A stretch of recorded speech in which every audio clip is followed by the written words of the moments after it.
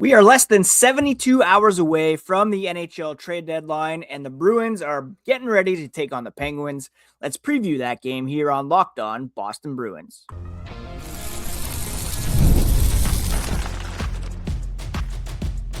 You're Locked On Bruins, your daily podcast on the Boston Bruins, part of the Locked On Podcast Network, your team every day. What is up, Bruins fans, and welcome back to the Locked On Boston Bruins podcast, part of the Locked On Podcast Network, now the #1 sports podcast network. I'm your host, Ian McLaren. I am a lifelong Boston Bruins fan, and I've been covering this team and the NHL for various major outlets for nearly 20 years. This is a bonus podcast for Tuesday, March 3rd. We are going to preview tonight's game against the Pittsburgh Penguins, give you the tale of the tape, some players to watch, and touch on some of the guys who are rumored to be on the move here as I put Willie O'Ree back where he belongs in a prime spot here in the podcast studio.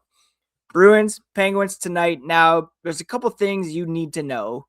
First of all, the fact that Sidney Crosby will not be playing in this game. The Bruins play the Penguins twice in the next week. Sans Crosby, who was injured by Radko Gudas at the Winter Olympics and was not able to play in the semifinal game nor the gold medal game against the USA. This is the second of 3 meetings between these two teams. Again, they'll play on Sunday afternoon. Korpisalo shut them out back on January 11th, 27 saves. The lone goal scorer in that one was Victor Arvidsson from Henri Jokiharju and Casey Mittelstadt. And speaking of Jokiharju, he will be out of the lineup tonight in favor of Andrew Peeke. Now, Peeke, of course, is a name that's being mentioned in trade talks before the deadline, which is 3 p.m. on Friday afternoon. So perhaps this is a bit of a showcase for Peeke.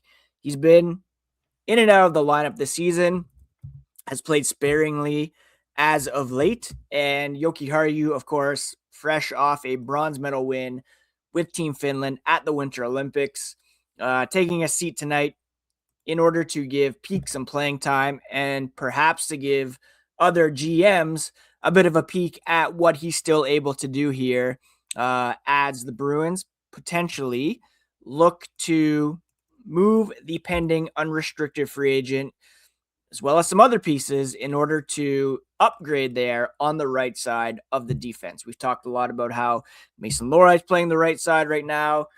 There's a hole that was left by Brandon Carlo, who was a top 4 defenseman on this team for several years. He was traded prior to last year's deadline. They brought in Jokiharju. They have Andrew Peeke. They've got Mason Lohrei playing on his offside. Signed, Victor Soderstrom, Michael Callahan in the pipeline, but they haven't really found that top 4 guy who can step in and replace those minutes that Carlo brought, and ideally with a bit more offensive upside. So perhaps Peeke is flipped and or Lohrei in order to make way for that more long-term replacement. Peeke did play in the 2 games prior to the Olympic break. He had an assist in the shootout loss to the Florida Panthers on the 4th of February. Has not played since the Olympics have ended. Now, when it comes to tail of the tape, these two teams fighting for playoff spots. The Penguins have lost in a shootout to the Rangers and beaten Vegas since the Olympics. The Bruins have beaten the Blue Jackets and lost to the Flyers. Penguins 7-1-2 over their past 10 games. The Bruins, meanwhile, have quieted down a bit, 5-2-3. So that includes, even as they're losing, they've still gotten points in 8 of their past 10 games. The goaltenders for the Bruins will be Jeremy Swayman. That was already announced. When it comes to the Penguins, their last start came with, I believe, Artur Silovs getting the shutout win over the the Vegas Golden Knights Just bringing up goalie post here to see what the it's going to look like. It's going to be Stuart Skinner versus Jeremy Swayman tonight. Swayman, didn't look superb in his last game, the Flyers game in which the Bruins lost. He will be looking to rebound off that one. Stuart Skinner, 19, 12, and 6, an .891 save percentage, but has played a lot better since coming over from the Edmonton Oilers and kind of making the Oilers regret taking on Tristan Jarry, if not having dumped Stuart Skinner. Last start came on the game against the New York Rangers. He allowed 2 goals on 25 shots, a couple of rough ones heading into the break, but prior to that, some pretty strong games for Stuart Skinner, who with the Penguins has an .890 save percentage. So I guess a bit slightly less than the .891 he had in Edmonton. So, the Bruins in net should have the advantage there. The Penguins are one of only 3 teams with a better power play than the Boston Bruins this season. They have the 3rd ranked power play at 26.8% success rate. Of course, Sidney Crosby is instrumental in that with 10 power play goals. So his absence will certainly hinder the power play for the Penguins.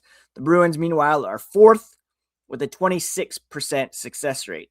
However, special teams wise, and this is a huge reason why the Penguins are in a playoff spot at the moment, they have the 2nd ranked penalty kill, while the Bruins are toiling down in 27th. So while the Bruins have been successful in power play, the Penguins have the 2nd best penalty kill in the league to go along with the 3rd best power play. So even if they are without Crosby, the penalty kill still could help them in terms of the special teams advantage.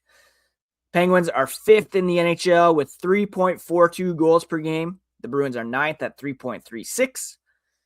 Penguins, 6th best defense at 2.8 goals per game allowed. The Bruins are 20th at 3.12. With Crosby in with Crosby in the lineup, this would probably favor the Penguins, but the Bruins have to take advantage of the fact that Crosby's out of the lineup, although the Penguins do still have some players to watch. We'll discuss some X factors here as the podcast continues. Workplace chaos, deadlines stacking up, inbox overflowing, and the one position you have to fill still sitting open. When the pressure is on and you need the right hire, this is a job for sponsored jobs. Indeed, sponsored jobs help you reach the people who actually fit what you're looking for in terms of skills, experience, location. So you're not just hoping the right candidates stumble across your post. In the minute that I've been talking to you about this, companies like yours made 27 hires on Indeed, according to their worldwide data. Spend less time searching, more time actually interviewing candidates who check all your boxes, less stress, less time, more results. When you need the right person to cut through the chaos, this is a job for Indeed sponsored jobs. Listeners of this show will get a $75 sponsored job credit to help get your job the premium status it deserves at Indeed.com/podcast.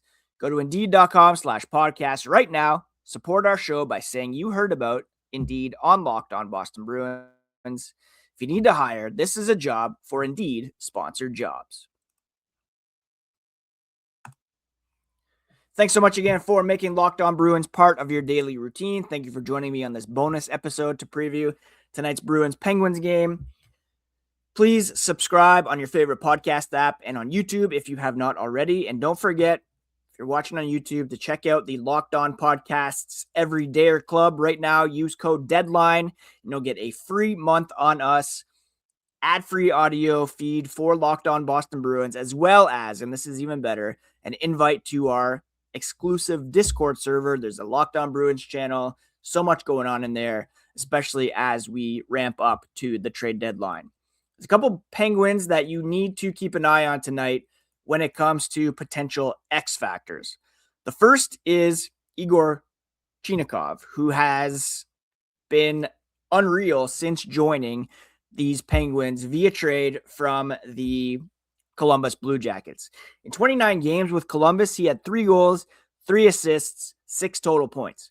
I was very frustrated as a fantasy owner in a cap league. I thought I would get some nice production out of him at a 2.1 million cap hit. Since being traded, he's got 14 points in 21 games, including 10 goals, all of which have come at 5-on-5.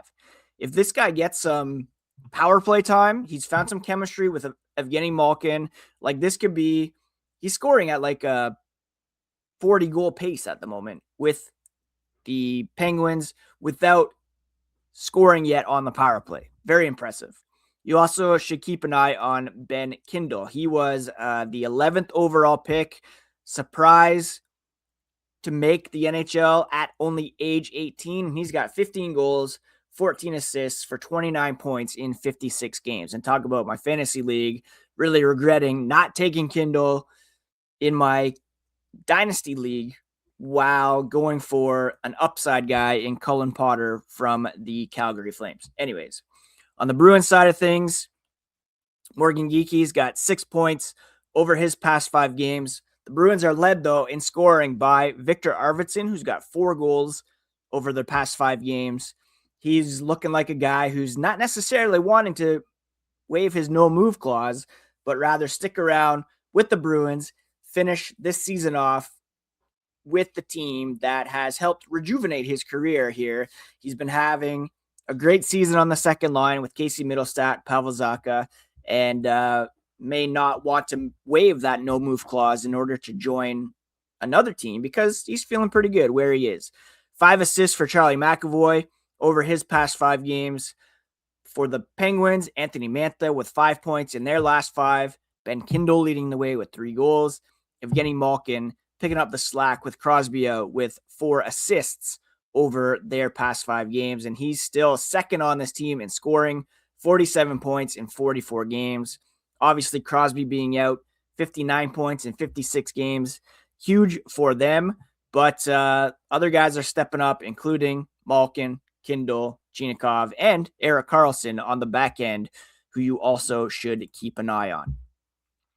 As of right now, there's no trades to report in Bruins land. There's some rumblings out there that Robert Thomas could be on the move to the Buffalo Sabres.